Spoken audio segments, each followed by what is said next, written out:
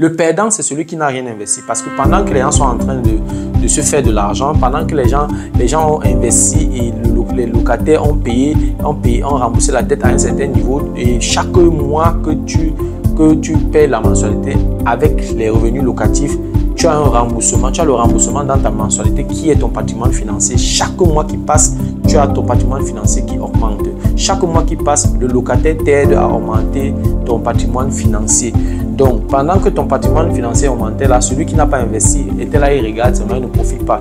Et une fois que la valeur a doublé, la valeur de ton bien a doublé dans 10, dans 15 ans, quand tu vas vendre un bien que tu as acheté à 100 000 euros, tu vas revendre à 200 000 euros, tu vas te faire 100 000 euros de bénéfices. Et en divisant ça peut-être par 10 ans, ça va te faire 10 000 euros que tu as gagné par mois, en fait, par an, en fait. C'est ce que ça veut dire.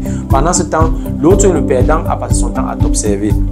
Pendant que l'inflation détruit ta dette, parce que tu as pris la dette pour acheter le bien immobilier, tu profites de l'inflation. Lui, celui qui n'a pas investi, qui passe son temps à regarder, attendre que le prix de l'immobilier va baisser, il a laissé son argent dans le compte et l'inflation a diminué son argent. Parce que s'il laisse 100 000 euros dans le compte pendant 30 ans, après 30 ans, les 100 000 euros là dans le compte n'ont qu'une valeur de 40 000 euros. Ça, tu dois retenir cela. Donc, c'est lui le perdant, toi tu es le gagnant.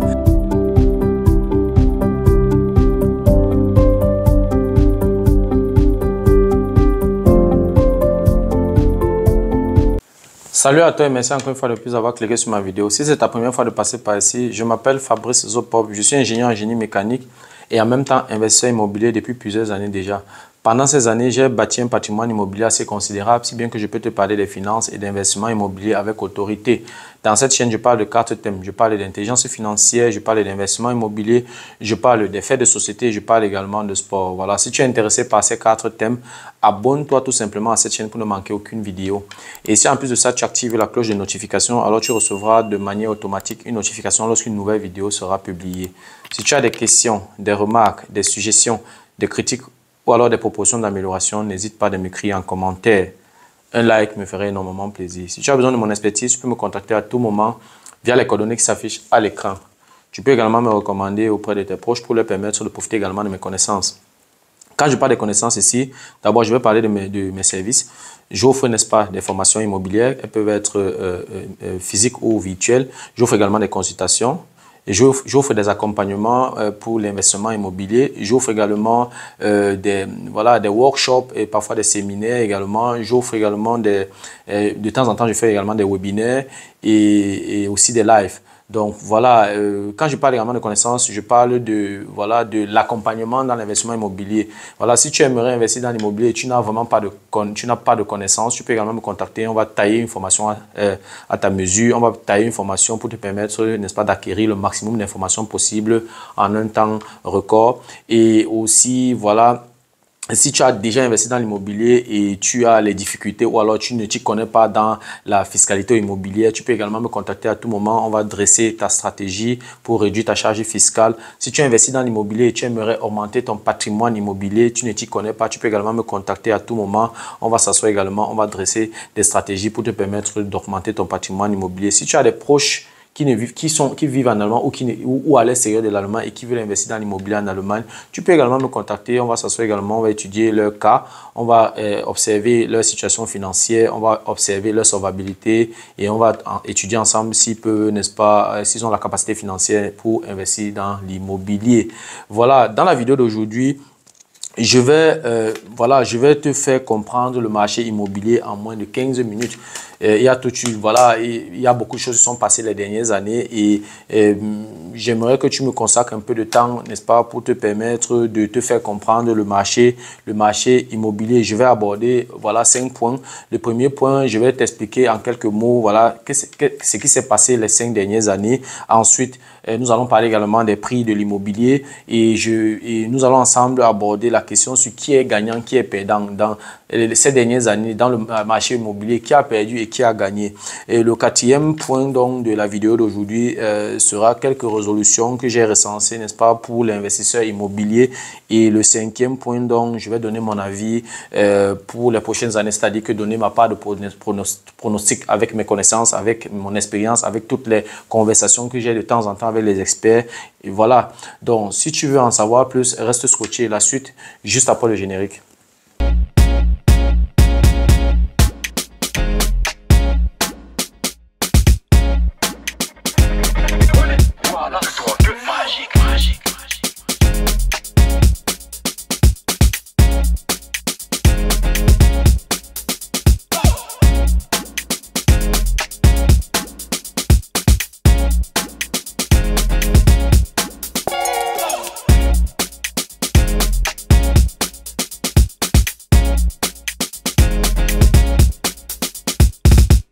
Voilà, comme je l'ai énoncé à l'introduction, je vais te faire comprendre en quelques minutes le marché immobilier.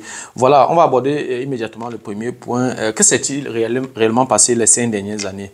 Il y a 5 ans, nous avons un taux d'inflation qui était relativement bas. On était autour de 2-3% d'inflation. Voilà, et ce qui a fait en sorte que les taux d'intérêt voilà, étaient également bas. Le fait que les taux d'intérêt étaient bas, voilà, ça a permis donc, ça a poussé donc plusieurs personnes à se lancer dans l'investissement immobilier. Donc, ça a donc transformé. Le marché était à ce moment-là un marché de vendeurs, puisque les vendeurs, la demande était supérieure à l'offre, ce qui fait que pour un seul bien, il y avait près de 20-30 personnes. Ça rendait les choses extrêmement difficiles. C'était difficile d'acheter un bien immobilier parce que les taux d'intérêt étaient bas. C'est tout le monde qui avait la capacité financière pour pouvoir acheter un bien immobilier. Le crédit était moins cher et ça a fait en sorte que les prix ont augmenté. Ensuite, donc, après donc, la période où l'inflation était tellement faible et les taux d'intérêt étaient faibles, on a encore eu la crise du corona, où voilà, le fait qu'il y ait la crise du corona, ensuite la crise énergétique et la crise de l'Ukraine, ça a fait en sorte que les gens ne travaillaient presque pas. Il y avait trop de subventions et comme il y a trop de subventions, l'État ne fait que, ou alors les banques centrales ne font qu'imprimer, impriment des billets de banque. Ils impriment des billets de banque, mais il n'y a pas de service derrière. Ce qui soutient les billets de banque n'existe pas. Il y a des billets, mais sans service. Qu'est-ce qui se passe donc quand il y a beaucoup de billets sans service? C'est l'inflation. Donc l'inflation qui était à 2-3% a commencé donc à prendre son envol. L'inflation est montée si bien que en septembre 2022, on était déjà à un taux d'inflation de 10%. Et lorsque le taux d'inflation est à 10%, pour que la Banque centrale est obligée de faire monter un peu les taux d'intérêt. Donc, c'est pour ça qu'on a vécu dans cette montée des taux d'intérêt, si bien qu'aujourd'hui, nous sommes autour de 4,55%. Lorsque tu veux prendre un crédit immobilier, tu es autour de 5% en fonction de ta solvabilité et en fonction de ton apport personnel. Tu peux donc essayer de réduire, tu peux avoir des taux d'intérêt un peu plus bas, mais on navigue autour de, on oscille entre 4,5 et 5% pour un crédit immobilier. Pour un crédit à la consommation, on va osciller entre 7 et 8%, ce qui est assez costaud. Il est extrêmement difficile. Lorsque tu as, rien que les taux, si les taux sont déjà à 5%, les taux d'intérêt, ça devient extrêmement difficile. Même si tu peux utiliser les taux d'intérêt comme levier pour réduire ta charge fiscale, mais c'est quand même 5%, ce n'est pas à négliger. Ensuite, donc, en dehors de la crise du corona et la crise ukrainienne, il y avait également la crise énergétique, ce qui a également poussé l'inflation vers l'euro. Et par la suite, donc, lorsqu'il y a eu cette augmentation donc, des taux d'intérêt, dû à l'augmentation, à l'inflation qui a également augmenté. Il y a également l'influence politique qu'on ne doit pas également négliger avec toutes les lois sur les lois énergétiques. Par exemple, il y a eu une période où, par exemple, en Allemagne, bon, les rumeurs couraient que voilà, il y aura dans les prochaines années, il y aura des bâtiments qui doivent automatiquement être assainis, n'est-ce pas, pour pouvoir améliorer l'efficience énergétique. Donc ça a été vraiment un long débat, si bien que le débat est toujours chaud, mais c'est juste que on a renvoyé les échéances un peu plus tard. Donc ça veut dire qu'ils reviendront sur ça, mais un peu plus tard. De toutes les façons, ce sont ces paramètres-là qui ont influencé le marché immobilier, si bien qu'aujourd'hui, nous sommes dans une situation où, à cause du fait que les taux d'intérêt soient trop élevés, qu'on ait les sérieux problèmes voilà, pour investir dans l'immobilier. On va immédiatement passer au deuxième point, c'est-à-dire les prix de l'immobilier. Qu'est-ce qui s'est passé avec les prix immobiliers? Voilà, puisqu'il y a 5 ans, les taux d'intérêt étaient bas, parce que l'inflation était également bas, voilà, les prix de l'immobilier pouvaient augmenter, pas parce que tu as modernisé le bien, mais parce que les taux d'intérêt étaient bas. Tout le monde voulait investir dans l'immobilier parce que le crédit est moins cher. Donc, c'est juste un mouvement du marché qui a poussé, qui a permis aux biens immobiliers de prendre en valeur. Un bien, par exemple, qu'en 2016, tu pouvais acheter à 100 000 euros, tu vas te retrouver en 2020-2021 à acheter à, je sais pas, 150 000 euros parce que tu as beaucoup d'acheteurs pour un seul bien.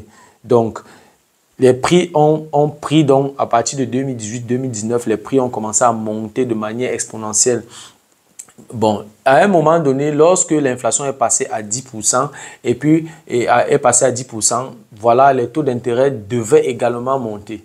Pour qu'il n'y ait pas un collapse, pour qu'il n'y ait pas voilà, un effondrement total, il aurait fallu augmenter les taux d'intérêt. Donc, c'est pour ça que la Banque centrale, les banques centrales étaient obligées d'augmenter les taux d'intérêt. Et comme les taux d'intérêt ont été augmentés, voilà, les prix de l'immobilier sont obligés de baisser. Donc, tu vas te voir, par exemple, un bien qui coûtait 150 000 euros, tu vas voir le bien qui va perdre peut-être 10-20% de sa valeur. Pourquoi? Parce qu'il y a très peu d'acheteurs, mais beaucoup de vendeurs, dont la demande sera inférieure à l'offre. Donc, ce qui fait que les vendeurs sont obligés d'accepter les négociations des prix d'achat à la baisse. Et le marché s'est donc transformé de marché de vendeurs au marché d'acheteurs. Ça veut dire que ce sont les acheteurs qui dictaient leurs lois. Et c'est ce qui se passe aujourd'hui. Les taux d'intérêt qui depuis ces 6 derniers mois quand même, essaient de stagner. Les taux d'intérêt restent un peu constants. Donc du coup, les prix de l'immobilier ont chuté peut-être de 15-20% en fonction des localités. Donc, et aujourd'hui, il est possible d'acheter un bien immobilier. Voilà, il est possible de négocier un bien immobilier, le prix d'achat d'un bien immobilier à la baisse. Pourquoi? Parce qu'il y a très peu d'acheteurs, il y a très peu d'intéressés. Donc, du coup, tu arrives lors d'une visite, tu es seul, tu es le seul intéressé. Donc, tu peux leur faire danser ta danse. Donc, voilà à peu près l'histoire des prix de l'immobilier. Donc, actuellement, je ne vais pas dire que c'est le bon moment ou le mauvais moment. Il n'y a jamais un bon moment, il n'y a jamais un mauvais moment. Tout ce que tu dois faire, tu ne peux pas changer la conjoncture du marché. Tout ce que tu peux faire, tu peux changer ton profil, tu peux changer ta solvabilité. Tu peux épargner beaucoup d'argent pour avoir un apport personnel considérable, pour pouvoir bien investir et avoir aussi des taux d'intérêt réduits. Tu peux améliorer également, voilà, tu peux te former, avoir la connaissance et savoir ce que tu achètes, repérer les coins, repérer voilà les leviers que tu peux utiliser lors de la négociation du prix d'achat pour réduire le prix d'achat à la baisse. Voilà ce sur quoi tu peux travailler. Mais tu ne peux pas influencer la conjoncture du marché parce qu'il y a des montées, il y a les descentes, il y a une certaine instabilité, il y a une certaine volatilité.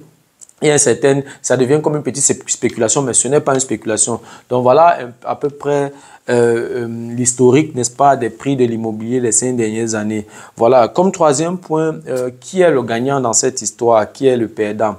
En fait, il y a le gagnant, c'est toi qui as passé ton temps à investir, qui ne s'est pas concentré sur le mouvement des prix du bien immobilier. Parce que comme j'ai dit, il y aura toujours des hauts, il y aura toujours des bas. Ça va toujours monter, descendre. Ça a toujours été comme ça. Ça a toujours été comme ça. Donc, même si ça monte, à un moment donné, ça va monter, ça va descendre, ça va monter, ça va descendre pendant une bonne période. Donc, si tu attends le jour où le prix de l'immobilier va baisser, tu attends alors une fois quand le prix de l'immobilier sera à 0 € gratuit et tu viendras maintenant acheter. Mais ça ne sera jamais le cas, ça va toujours monter. Et quand on regarde même les pays voisins, le Danemark, la Hollande, la Belgique, la France, les pays d'à côté, on va se rendre compte que les prix des biens, le prix de l'immobilier en Allemagne est cadeau. C'est très bas. Un bien, par exemple, tu achètes un appartement que tu achètes ici en Allemagne, dans le nord-ouest, peut-être à 70-80 000 euros. Tu vas trouver le même bien, par exemple, en Hollande, dans les 150-160 000 euros. Donc, il faut regarder aussi cet état de choses. Donc, les prix il y aura toujours ce mouvement dynamique-là. Donc, le gagnant, c'est celui qui s'en fout, qui regarde ses chiffres. Qu'est-ce qu'il fait? Quel que soit le prix, il achète. Est-ce que la mensualité que la banque me demande de payer, est-ce que les revenus locatifs que j'ai me permettent de couvrir cette mensualité-là? Oui. Si oui, j'investis. Sinon, je recalcule, je regarde encore si j'ai d'autres leviers pour réduire donc la mensualité, je le fais.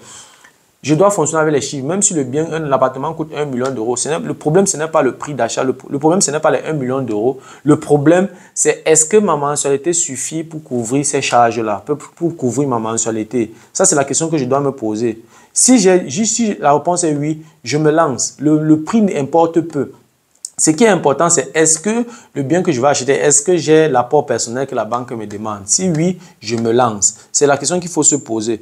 Donc, Et en plus de ça, tu as des revenus locatifs. Le locataire t'aide à rembourser la dette. Tu as les avantages fiscaux en fin d'année. Si tu modernises le bien, tu as encore d'autres avantages fiscaux, d'autres avantages fiscaux supplémentaires. Donc, voilà pourquoi on n'est pas te lancer. Donc, ça, voilà, le gagnant, c'est celui-là qui a juste modifié, qui a essayé d'arranger sa solvabilité, modifier son profil pour pouvoir investir. C'est lui le gagnant. Il va profiter de l'inflation, il va profiter de l'augmentation de la valeur. Si ça descend, il ne vend pas, il attend. Mais un jour, quand le bien va atteindre un niveau qui l'intéresse, il peut vendre. Et il n'est pas obligé de vendre ça après 2 ans. Il peut acheter le bien, il vend dans 10 ans, il peut vendre dans 15 ans. Il n'est pas obligé de le vendre maintenant. Donc, du coup, le gagnant, c'est toi qui est resté, voilà, qui est resté dans l'investissement, qui a continué à investir, c'est toi le gagnant. Le perdant, c'est celui qui n'a rien investi. Parce que pendant que les gens sont en train de se faire de l'argent, pendant que les gens ont investi et les locataires ont remboursé la dette à un certain niveau, et chaque mois que tu paies la mensualité avec les revenus locatifs, tu as un remboursement, tu as le remboursement dans ta mensualité qui est ton patrimoine financier. Chaque mois qui passe, tu as ton patrimoine financier qui augmente. Chaque mois qui passe, le locataire t'aide à augmenter ton patrimoine financier. Donc, pendant que ton patrimoine financier augmentait là, celui qui n'a pas investi était là, il regarde seulement, il ne profite pas. Et une fois que la valeur a doublé, la valeur de ton bien a doublé dans 10, dans 15 ans, quand tu vas vendre un bien que tu as acheté à 100 000 euros, tu vas revendre à 200 000 euros, tu vas te faire 100 000 euros de bénéfices et en divisant ça peut-être par 10 ans, ça va te faire 10 000 euros que tu as gagné par mois en fait, par an en fait. C'est ce que ça veut dire. Pendant ce temps, l'autre, le perdant, a passé son temps à t'observer. Pendant que l'inflation détruit ta dette parce que tu as pris la dette pour acheter le bien immobilier, tu profites de l'inflation. Lui, celui qui n'a pas investi, qui passait son temps à regarder, attendre que le prix de l'immobilier va baisser, il a laissé son argent dans le compte et l'inflation a diminué son argent. Parce que s'il laisse 100 000 euros dans le compte pendant 30 ans, après 30 ans, les 100 000 euros là dans le compte n'ont qu'une valeur de 40 000 euros. Ça, tu dois retenir cela. Donc, c'est lui le perdant. Toi, tu es le gagnant. Le deuxième perdant maintenant dans cette histoire, c'est celui qui s'est lancé dans ce qu'on appelle la stratégie fix and flip. C'est quelle stratégie? C'est-à-dire, je trouve un bien immobilier quelque part en mauvais état, j'achète, je rénove et je revends immédiatement. Je peux le faire en 6 mois, je peux le faire en 1 an, après 2 ans. Là, tu vas prendre un financement à taux variable. C'est-à-dire que pas sur une longue durée comme 10 ans, 20 ans, comme une stratégie classique de buy and hold. Donc, tu utilises cette stratégie-là, tu achètes pour vendre dans 6 mois, dans 8 mois, dans 10 mois. Le problème, c'est qu'avec ces mouvements dynamiques-là, il est difficile de bien spéculer. Parce que tu peux acheter, par exemple, le bien. Je pense par exemple à ceux qui ont acheté le bien quand les taux d'intérêt étaient à 2% et qui avaient dit ils vont revendre dans 6 mois. Et pendant les 6 mois-là, les taux sont partis de 2% à 4,5% à 4% en l'espace de 6 mois. Donc, si tu achetais un bien quand le taux d'intérêt était 2% et après le taux se retrouve à 4,5%, moi je vois ça directement comme la perte parce que tu ne pourras pas convaincre un acheteur d'acheter un bien au prix comme si tu avais acheté avec un taux comme si il achetait avec un taux de 2%, pourtant la banque lui propose un taux de 4,5%. Il ne pourra pas te donner le prix d'achat que tu veux avoir. Donc c'est extrêmement difficile. Donc c'est là où il y a le risque dans ce genre de stratégie. Parce que c'est une stratégie il y a trop de dynamique, il y a trop de mouvements dynamiques. Donc tous ceux qui se sont lancés dans la stratégie fix and flip pendant cette période-là étaient des perdants. C'est pour ça que c'est une stratégie que généralement il faut beaucoup de connaissances, il faut maîtriser ce que tu fais avant de te lancer dans ce genre de stratégie. Généralement, je conseille les gens qui veulent se lancer dans la stratégie fix and flip doivent tout faire, n'est-ce pas, pour avoir une équipe déjà solide, un réseau déjà assez bien solide. C'est-à-dire que tes artisans ne doivent pas te coûter trop cher. Tu dois toi-même avoir également, tu ne dois pas avoir 2 mains gauches. Tu dois pouvoir toi-même retrousser les manches et travailler parce que déjà, chaque artisan qui entre chez toi, tu vas le payer minimum 50-60 euros l'heure. Donc, du coup, si tu peux toi-même faire ces travaux-là, tu réduis un peu la charge, tu réduis un peu les dépenses, n'est-ce pas, pour que ça n'hypothèque pas ta plus-value. Donc, c'est pour ça que vraiment, pour se lancer dans le fix and flip, il faut déjà avoir la connaissance, il faut toi-même t'y connaître dans les rénovations. Et tu dois avoir un bon réseau d'artisans, pas trop cher, bon marché, n'est-ce pas, qui vont te permettre de rentrer dans tes frais.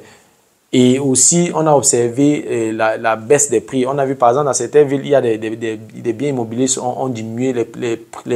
Les prix des biens immobiliers ont diminué de 10, de 15, de 20%. Imagine, tu achètes un bien aujourd'hui à 100 000 euros et puis dans 6 mois, dans un an, ça diminue de 100 000 euros à 80 000 euros. Tu vas faire comment pour revendre à 120 000 euros, 130 000 euros pour avoir une marge, pour avoir un bénéfice? Parce que tu achetais pour revendre. Donc, tous ceux qui se sont lancés dans la stratégie Fix and Flip là, Fix and Flip se sont tirés une balle dans le pied. Donc, voilà les perdants. Donc, le perdant, c'est celui qui avait la stratégie Fix and Flip et celui qui a passé son temps à regarder sans rien faire.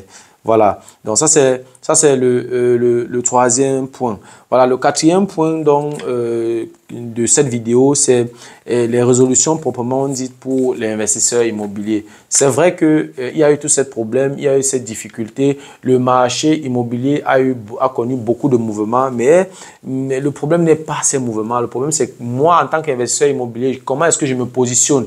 Comment je vais transformer un inconvénient, un problème en solution, en gain? Comment il va convertir ces problèmes-là en gain? C'est ça que tu dois te poser. C'est la question à laquelle tu dois...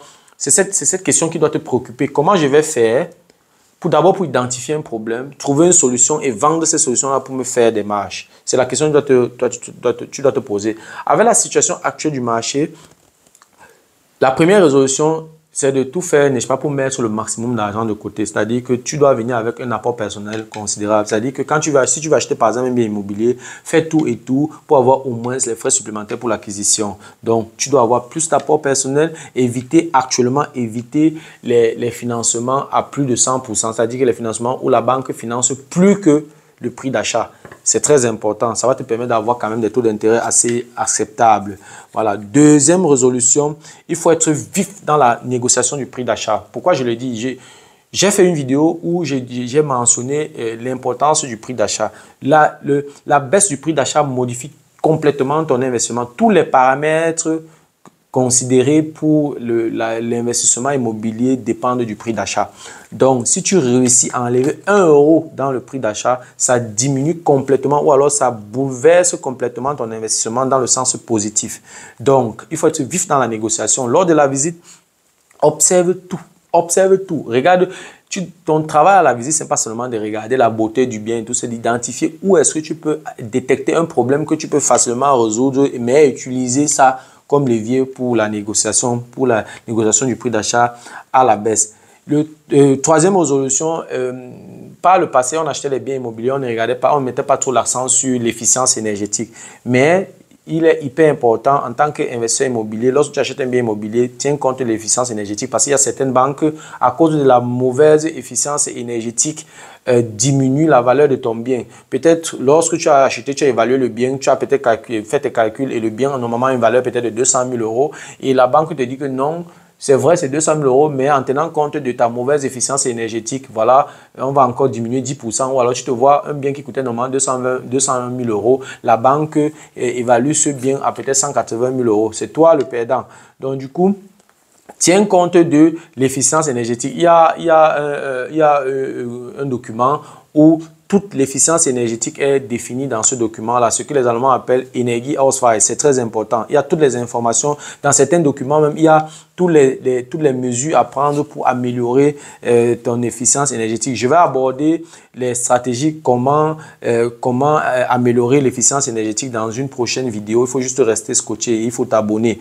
Donc, tu dois, comme autre résolution, tu ne dois pas te préoccuper des conjonctures, de la conjoncture du marché. Tu dois te préoccuper de ta solvabilité. Comment je fais pour améliorer ma solvabilité? Comment je fais pour mettre l'argent de côté? Comment je fais pour réduire au maximum les crédits à la consommation? Comment je fais pour trouver des moyens d'avoir plusieurs sources de revenus? Et lorsque j'ai plusieurs sources de revenus, j'augmente mes revenus, j'augmente mes entrées et j'améliore ma solvabilité.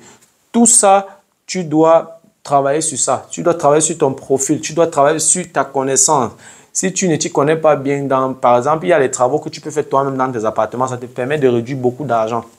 Et ça te permet également de réduire les montants de modernisation pour te permettre à la fin, lorsque tu vas faire ta déclaration d'impôt, d'être en dessous de la limite que tu ne dois pas franchir et profiter à fond des avantages fiscaux.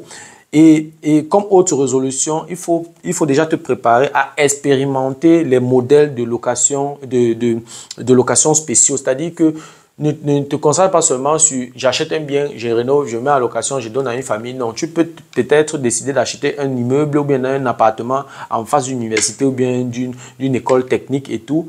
Tu dis, voilà, je vais peut-être sur un truc sur un appartement T3, je découpe ça en 4 chambres, j'équipe, je meuble bien et puis je mets les 4 étudiants à l'intérieur, ça augmente mon cash flow. Tu dois y un peu réfléchir dans ce sens. Tu ne dois pas seulement te concentrer sur la location classique.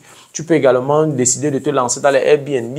Tu peux observer peut-être un appartement qui n'est pas loin d'une mer, de la mer, d'une plage et tout. Et voilà, tu découpes ça, tu mets ça en plusieurs appartements pour mettre ça en plusieurs chambres, tu mets ça en Airbnb.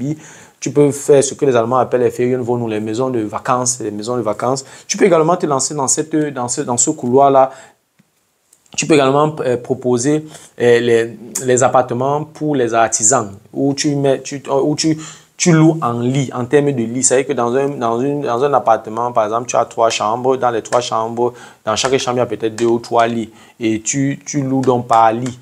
Et ça se fait, c'est également une autre stratégie. Donc, tu peux déjà expérimenter dans ce sens-là. Ça, c'est une autre résolution pour les investisseurs. Parce qu'on a déjà constaté que les taux d'intérêt sont quittés de 1,5 de 2% à presque 5%. Donc, ça a presque pour tripler. Mais le prix, les biens immobiliers n'ont pas diminué n'ont pas diminué de 300%. Non, ça a diminué de 10 ou de 15 ou de 20% au maximum dans certaines localités, dans d'autres localités, pas du tout.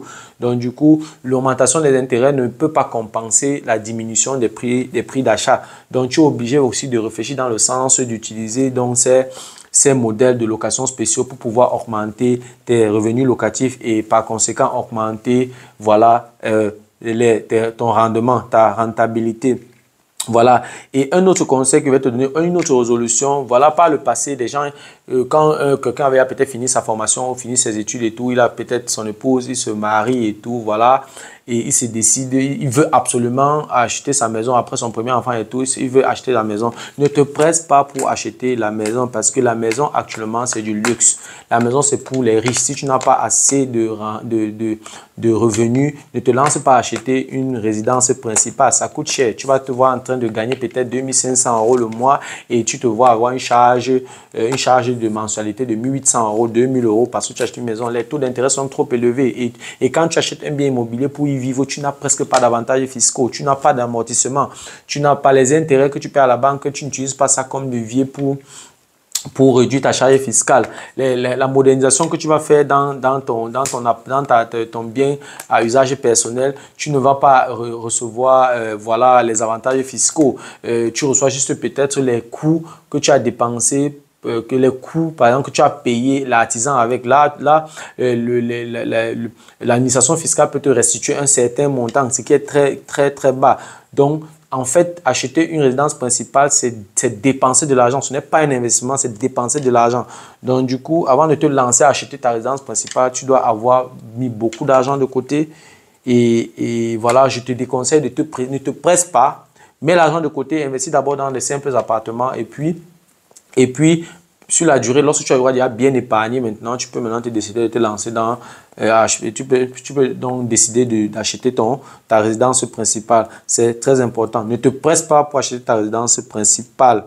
Voilà, comme autre résolution, je te conseille d'ouvrir un compte pour tes réserves. Lorsque tu investis dans l'immobilier, tu dois toujours avoir un compte pour tes réserves. C'est-à-dire que si tu as plusieurs appartements que tu mets en location, lorsque tu reçois le loyer, il faut toujours mettre au moins une petite partie de côté tous les mois. C'est vrai que lorsque tu as des biens immobiliers dans des immeubles, tu paies les frais de copropriété. Et dans ces frais de copropriété, il y a également une petite réserve. Mais cette réserve ne suffira pas pour résoudre tes petits problèmes de l'appartement. Donc du coup, tu dois avoir aussi un compte supplémentaire où tu mets un certain montant dans mes consultations, dans mes accompagnements. Il y a une façon de calculer, il y a une formule que j'utilise, n'est-ce pas, pour calculer ces réserves-là, que tu dois automatiquement mettre chaque mois de côté pour permettre, n'est-ce pas, d'être prêt, pour te permettre de prévenir en cas de problème.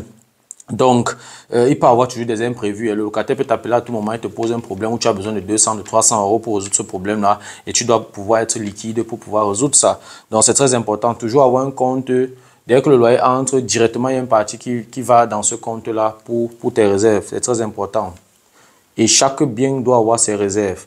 Si pendant 2, 3 ans, le locataire ne t'appelle jamais pour te poser un problème, tu n'investis rien dans un appartement, il n'y a pas de problème. L'argent reste dans le compte, mais tu peux faire 3 ans et tu n'as aucun problème, mais un jour, tu as un problème qui te coûte 10 000 euros. Et même ce que tu as déjà mis de côté dans ton compte de réserve, là, ça ne suffit pas pour couvrir cette dépense-là. Mais il est hyper important d'avoir cette réserve-là. Pour ça, je conseille généralement, moi, ma stratégie, et j'achète généralement les appartements vraiment qui nécessitent une rénovation. Je rénove, je mets ça vraiment à jour, en bon état, avant de donner à un locataire pour éviter les stress après 5 ans. Donc, je sais que j'ai mes 5 ans sans avoir de problème avec aucun locataire. C'est généralement la stratégie que moi j'utilise. Donc, ouvrir un compte pour tes réserves, c'est très important. Et voilà, ce que j'aimerais également mentionner, c'est que je vais parler beaucoup plus de l'Allemagne, un pays que je maîtrise. Le gouvernement allemand, par exemple, planifie 400 000 logements par an.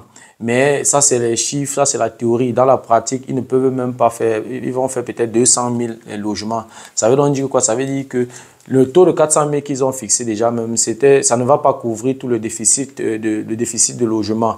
Donc, et malgré le fait qu'ils ont fixé là-bas à 400 000, ils ne vont réaliser que 200 000 logements. Ça veut dire qu'il y a déjà un déficit de 200 000 logements. Et comment est-ce qu'on va faire pour couvrir ce vide, pour combler ce vide-là? C'est à ce niveau que les investisseurs immobiliers sont interpellés, toi, moi, tout le monde, pour pouvoir combler ce vide-là. Une façon de dire qu'il y a de la place pour tout le monde. Ne crois pas que tu vas acheter un bien et il n'y aura pas de locataire qui va vivre dedans. Le marché est tellement grand. Il y a 200 000 logements qui sont clairs. Il y a 200 000 logements. Il y a un déficit de plus de 200 000 logements. Et il va falloir que des personnes construisent ça. Donc, et les pronostics disent même que dans 10 ans, la population allemande va quitter de 82 millions d'habitants à 90 millions d'habitants. On parle là de près de 10% d'augmentation de la démographie, ce qui est hyper important, ce qui est très intéressant pour nous investisseurs. Pourquoi cette augmentation-là? On compte ici sur l'immigration. Vous allez voir partout les pancartes un peu de partout. L'Allemagne veut accueillir les travailleurs, les vieux qui sont retraités. Les retraités ont besoin, il va falloir financer la retraite des retraités. Et il faut des personnes pour travailler, il faut payer les impôts, il faut que le système social continue à fonctionner. Donc, une façon de dire que dans 10 ans, il y aura toujours assez de place, il y aura la clientèle. La clientèle ici, c'est les locataires. Ces 10% là, ou alors les 10 millions de plus là, ils vont devoir vivre quelque part. Et ce quelque part là, il va falloir mettre des logements à leur disposition. C'est pour ça, moi, je vais te conseiller d'investir et surtout investir sur le long terme. Il ne faut pas investir sur 5 ans, sur 3 ans. Il faut investir sur le long terme à partir de 10 ans. Parce que dans 15 ans, on va sur la base de plus de 90 millions d'habitants. Donc, il y aura toujours les locataires. Les locataires ne vont jamais manquer. Voilà, c'est un peu ce que je voulais dire par rapport à ces résolutions-là. Maintenant, mon avis personnel par rapport aux prochaines années. Je ne suis pas un magicien, je ne lis pas dans la boule de cristal. Et voilà, et même si tu poses la question à tous les experts de l'Allemagne, chacun va te donner son avis. Moi, je vais donner mon avis. Voilà, là, les 5 prochaines années, selon moi, l'inflation va baisser. Parce que si on observe déjà le développement de l'inflation, l'évolution de l'inflation depuis le dernier trimestre 2022 jusqu'à présent, on voit quand même comment l'inflation est en train de baisser. Actuellement, nous sommes autour de 6%, je crois, si j'ai bonne mémoire. Et au dernier trimestre de 2022, on était autour de 10%. Donc, on voit bien la tendance. L'inflation va baisser dans les 5 prochaines années. Je peux déjà dire on va être autour de 3-4% d'inflation. C'est déjà pas mal. Et le fait que l'inflation baisse, les taux d'intérêt vont également baisser. Mais maintenant, de combien de pourcents? Ça peut quitter peut-être de 4,5% ou de 5%, comme c'est le cas actuellement, peut-être à 3,5%, qui sait. Mais de toutes les façons, selon mes pronostics, selon l'expérience que j'ai, selon les chiffres qui sont à ma possession, selon les contacts que j'ai, selon les conversations que j'ai avec d'autres experts, je vais sur la base d'une baisse des taux d'intérêt. Et les prix, comme les taux d'intérêt vont baisser, les prix de l'immobilier vont automatiquement monter. C'est une conséquence logique. Donc, les prix de l'immobilier vont augmenter.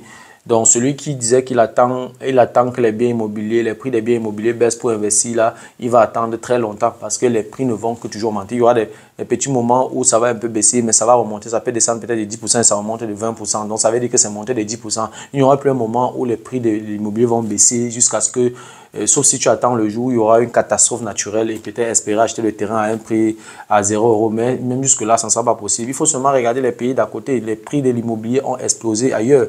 Quand tu regardes les prix de l'immobilier au Danemark, en Hollande, en Belgique, en France, un peu de partout, tu vas te rendre compte que les biens immobiliers qu'on achète ici, c'est gratuit.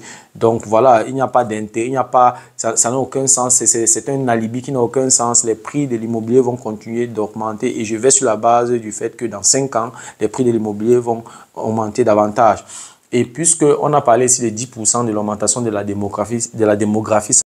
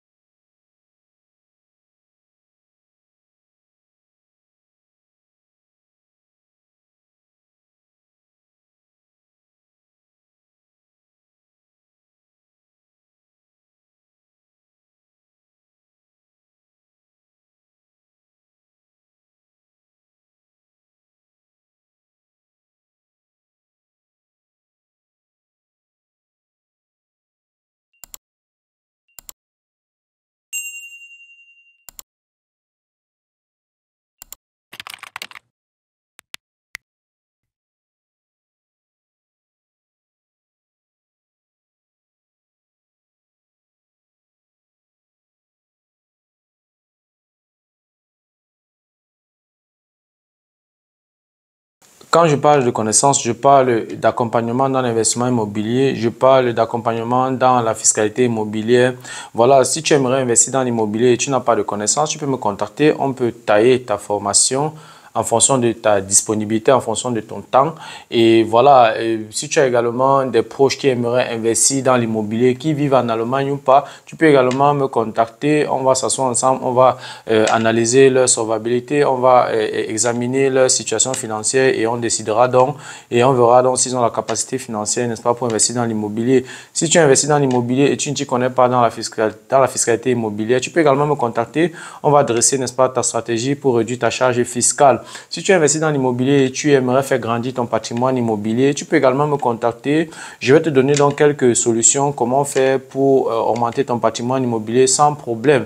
Si toi ou alors si tu as des proches qui aimeraient mettre de l'ordre dans leurs finances et ne connaissent pas comment s'y prendre, tu peux également me contacter. Je vais également te donner ou leur donner quelques pistes d'orientation, comment faire, n'est-ce pas, pour mettre de l'ordre dans leurs finances. Merci encore pour ta disponibilité.